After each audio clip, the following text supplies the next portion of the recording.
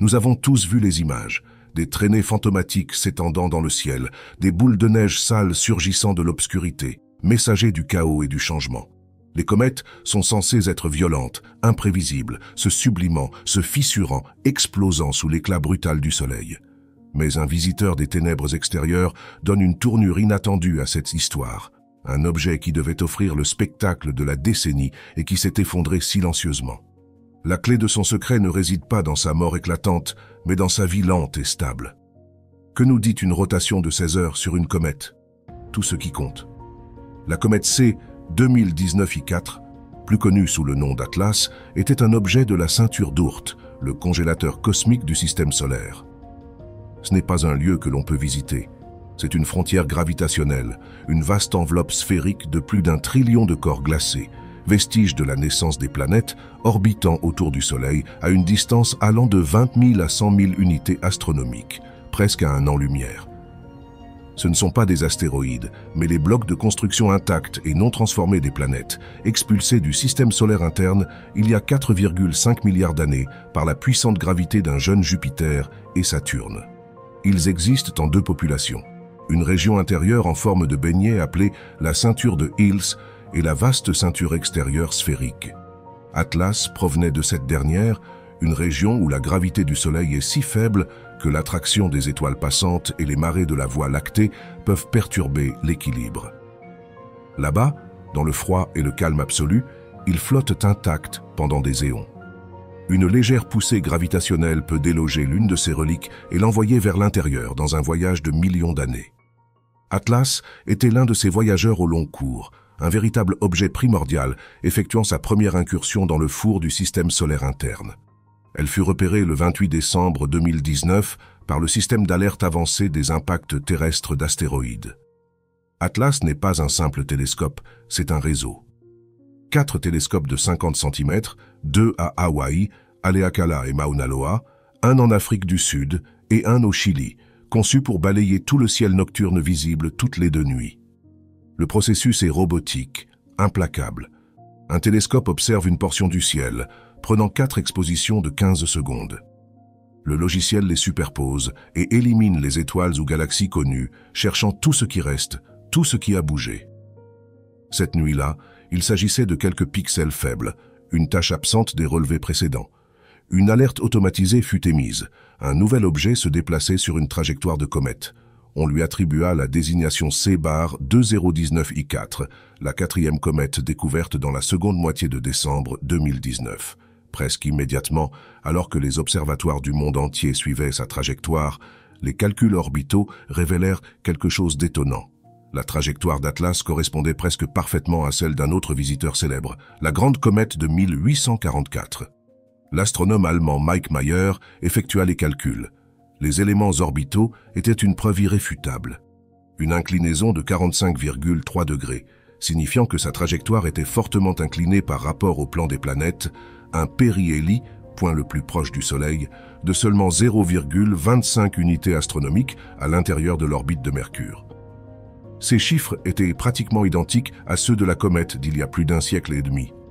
Ce n'était pas une coïncidence, ils étaient frères, fragments d'un corps parent beaucoup plus grand qui s'était probablement divisé dans un passé lointain, peut-être il y a 5000 ans, dans le froid extrême. La cause de cette rupture initiale reste un mystère, mais la rotation lente d'Atlas est un indice. Une collision violente aurait envoyé les fragments tournoyer sauvagement.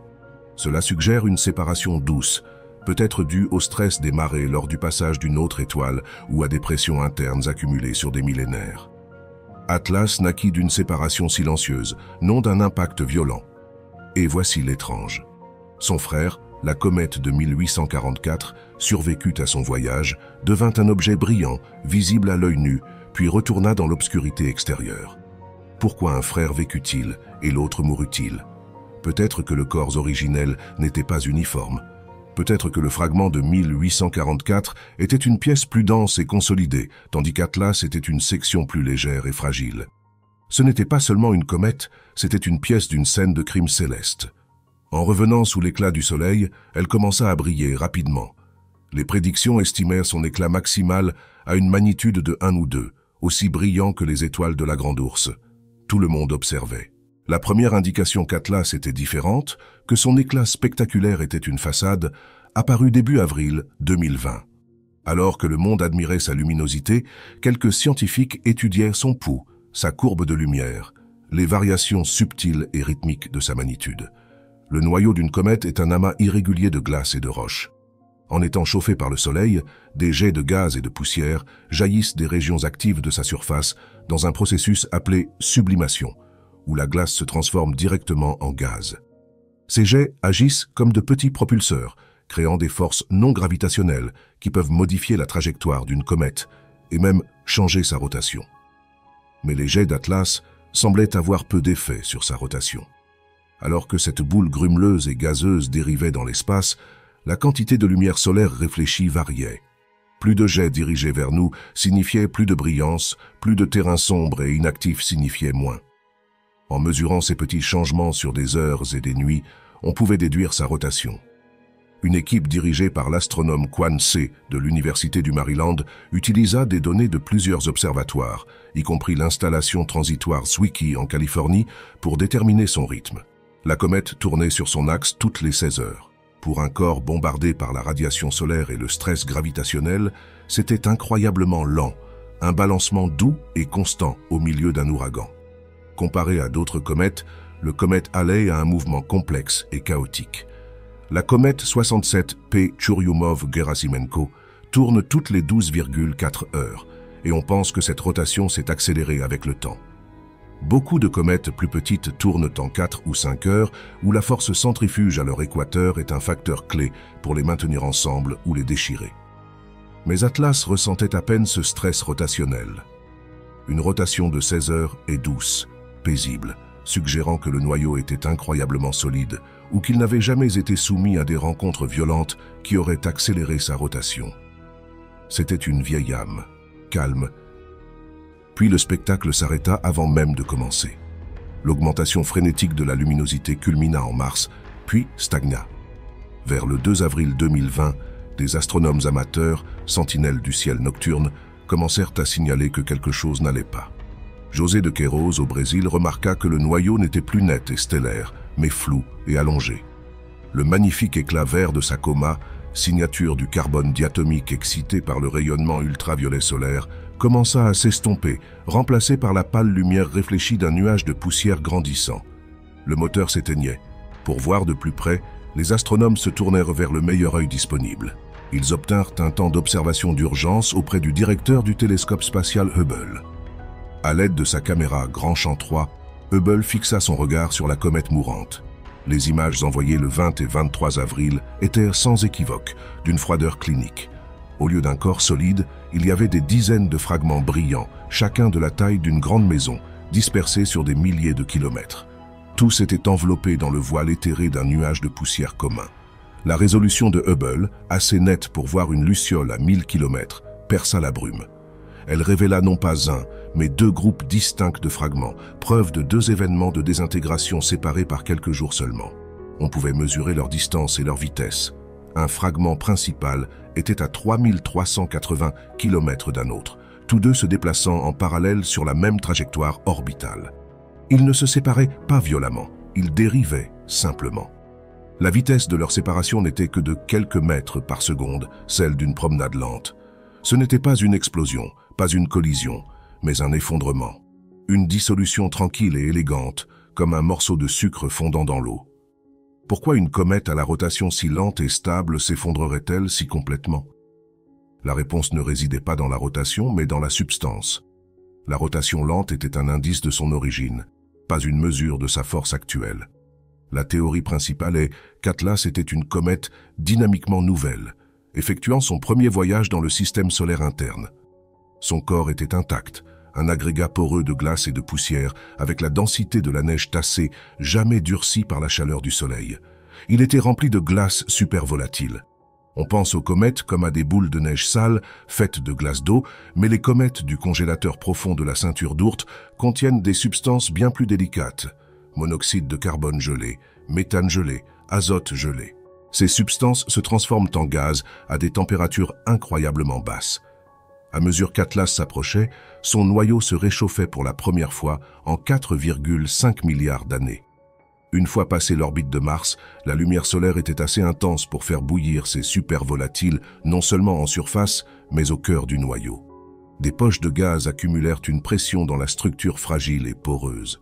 En même temps, la gravité du Soleil l'attirait, créant un stress de marée, étirant le noyau en tirant plus fort sur le côté proche que sur le côté éloigné. Il était poussé de l'intérieur et tiré de l'extérieur. La rotation lente ne pouvait le sauver. Les forces qui le déchiraient étaient chimiques et gravitationnelles, non mécaniques. Il était condamné par sa propre pureté.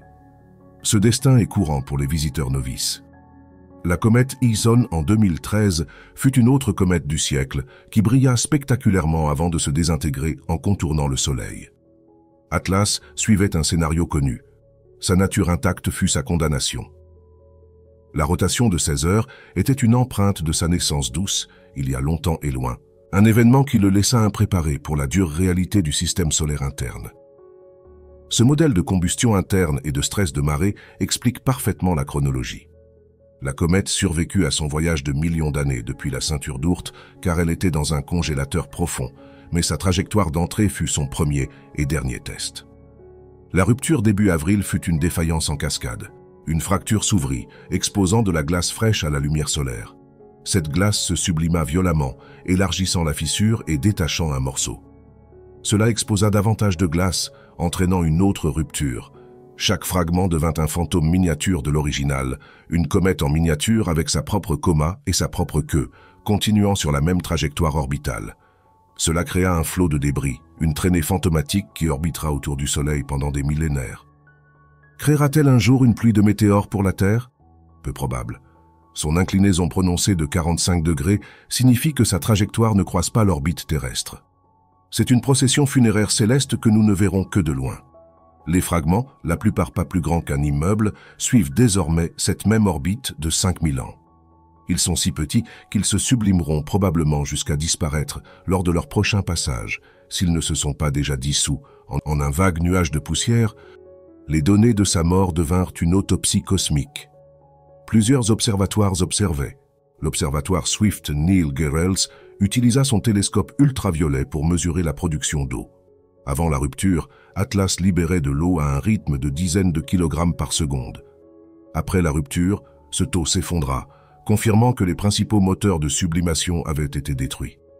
Les télescopes terrestres en Arizona se concentrèrent sur la poussière, mesurant sa couleur et son taux de production, qui explosa lorsque le noyau s'effondra, puis s'estompa à mesure que les fragments se dispersaient. Les motifs complexes en forme de plumes de la queue de poussière permirent aux astronomes de modéliser la rupture, identifiant les dates et l'énergie de chaque événement de fragmentation. Grâce à la spectroscopie, les scientifiques identifièrent les molécules dans le gaz, le cyanure et le carbone diatomique attendu. Les proportions de ces molécules confirmèrent son origine dans les confins les plus froids et éloignés du système solaire. La désintégration, bien que décevante pour les observateurs d'étoiles, fut une mine d'or pour la science. Ce fut comme une démolition contrôlée dans l'espace, offrant une vue imprenable sur l'intérieur primordial d'une comète. Nous avons pu voir la liste des ingrédients du système solaire primitif. C'est de l'archéologie cosmique. En étudiant les entrailles d'Atlas, nous apprenons sur les conditions chimiques qui existaient avant la formation des planètes.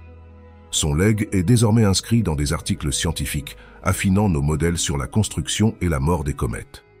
La comète Atlas devint une leçon. Les comètes dynamiquement nouvelles sont connues pour ce comportement. Elles brillent incroyablement vite à mesure que leur couche superficielle de givre supervolatile s'embrase. Mais c'est un feu de paille, pas un brasier constant.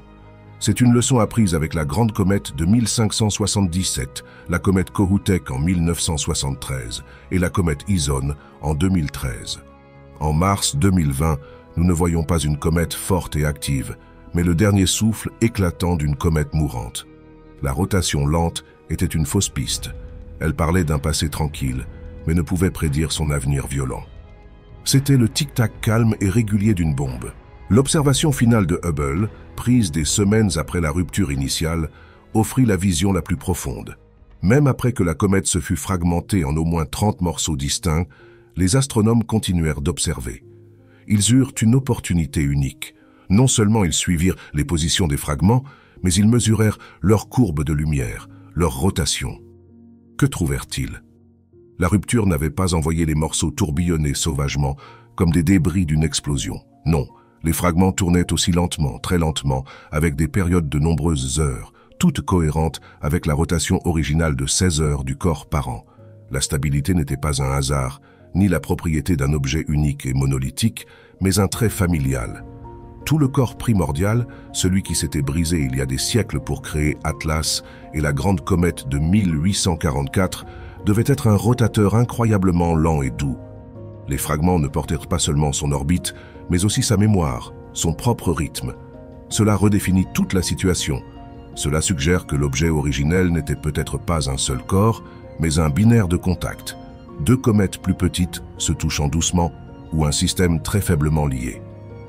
La rupture n'était pas la création de fragments à partir d'un tout, mais simplement la séparation de composants préexistants à rotation lente qui voyageaient ensemble depuis des milliards d'années. La rotation de 16 heures n'était pas seulement une horloge, mais le battement partagé et constant d'une famille d'objets. Un battement préservé pendant des éons jusqu'au moment où ils se séparèrent enfin. Une rotation lente, née d'une rupture tranquille à des milliards de kilomètres et il y a des siècles, était une horloge tic-tac constante pendant 4,5 milliards d'années, jusqu'au moment où elle s'effondra.